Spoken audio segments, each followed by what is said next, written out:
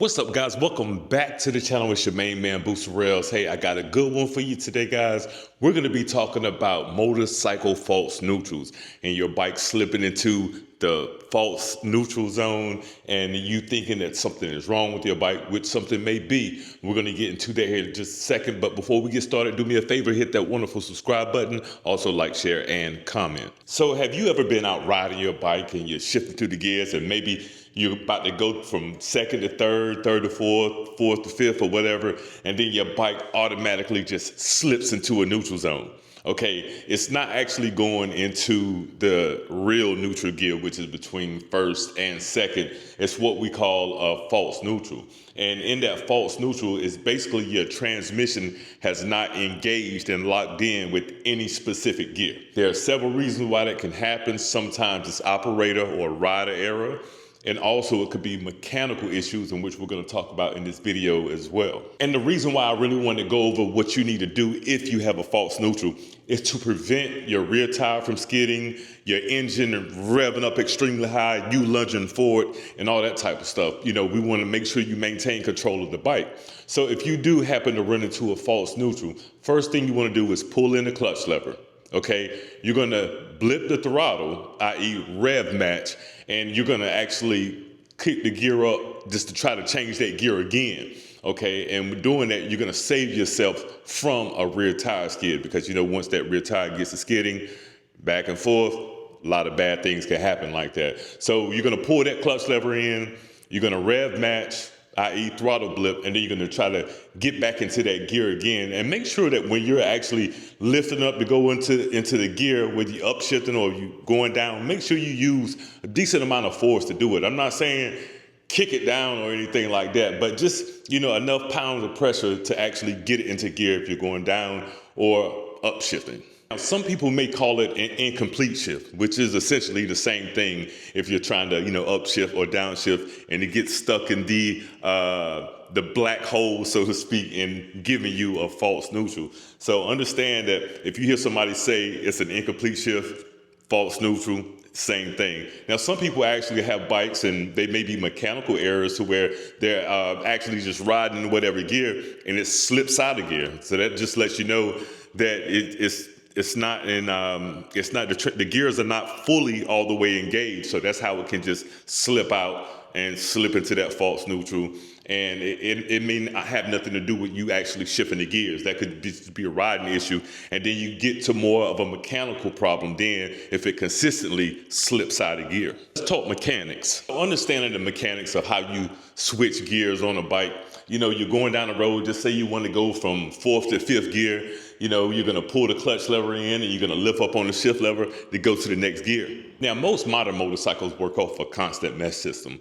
That means that the gears are always in contact, essentially. Or it can move freely until the shift fork moves the sliding collar, or some people call it a dog clutch, to engage in the next gear. This makes for a smooth sequential gear change by manipulating the shift lever. And that shift lever moves the shift drum, which moves the forks into another gear. And you just made a shift in gears. So what happens in a false neutral is that it never shifts into the next gear and it sits there and kind of spins freely. Now, I know that might be some foreign language to some of you out there. Some people don't know the ins and outs or inner workings of a motorcycle transmission. There are a lot of videos here on YouTube that could break it down even further. And you actually see some people actually working with broken down transmissions, so you can actually see them. Unfortunately, I don't have a broken down transmission anywhere nearby, but I wanted to give you somewhat of an understanding of how these things work. So as I talked about before, make sure that if you do have a slip of a gear or it goes into the false neutral, you did the things I said before. Pull in that clutch lever, okay? Give it a throttle blip, i.e. rev match, and then you're gonna shift up or down into that gear. Because the main thing of why you want to rev match is you wanna match your RPMs, your RPM / engine speed to the road speed, so you don't get that, you know, tire skid. And on the operating error side, don't lazy shift, okay? If you're gonna shift in the gear, go ahead and shift in the gear. A lot of times, you know, I see people lazy shift and they barely touch the clutch, and I mean, my apologies, they barely touch the gear shift. So it's barely getting into that gear, and it has more of a potential to slip out of gear depending on the shape and the condition of your transmission. So make sure you go ahead and get it up in the gear if you're upshifting, or get it down in the gear if you're downshifting.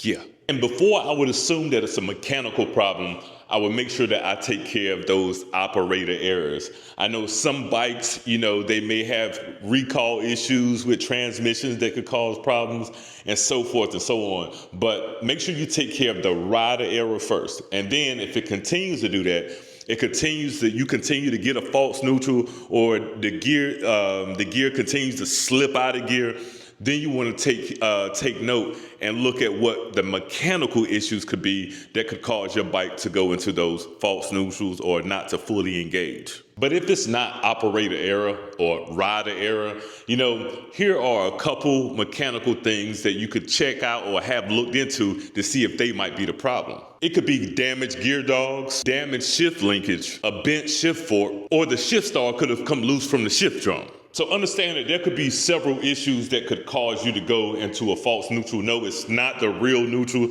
So some people may go into the false neutral and think that they're going to be in first gear by clicking down once, or think they're going to be just at the next gear by going up. But you have to understand that you got to know which gears you were in between. You got to see where your RPMs are. You got to know how to rev match to make sure that you don't have a issue out there while you're on the road. So understand that a false neutral is essentially those gears not being fully engaged with that next set of gears. Like I told you, there are several examples here on YouTube where you can actually see how the gears go from one side to the other. Then you look at the shift fork and how that works and everything. So it's some amazing content out there that can break these things down for you. I would advise anyone that has a bike, you may not be the type to do the mechanic work on your bike, but understand the inner workings of how these bikes work. And every time I get a different bike, I always want to see the schematics of the engine and the transmission and the clutch and all that type of stuff. I'm going to do a video on how clutches work as well, so you can have an understanding on that. Now, am I the bike guru? No. I do a lot of research. I watch a lot of videos. I read a lot of articles. I look at schematics so I can get the understanding of workings so that you don't got to do all that stuff. I'm going to bring it to you right here on YouTube. So I appreciate you guys for stopping by for another video. Definitely drop a comment down below and let me know if you learned anything from this. If you want to continue hearing about, different components of the bikes and how they work, I'll be glad to do the research and bring it to you in video form. So don't forget, hit that subscribe button, like, share, and comment. It's your main man, Booster Rails. Until the next video, I'll see you. Peace.